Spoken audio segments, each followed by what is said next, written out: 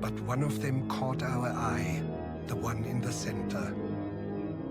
He would neither go towards the feeding grounds at the edge of the ice, nor return to the colony. Shortly afterwards, we saw him heading straight towards the mountains, some 70 kilometers away.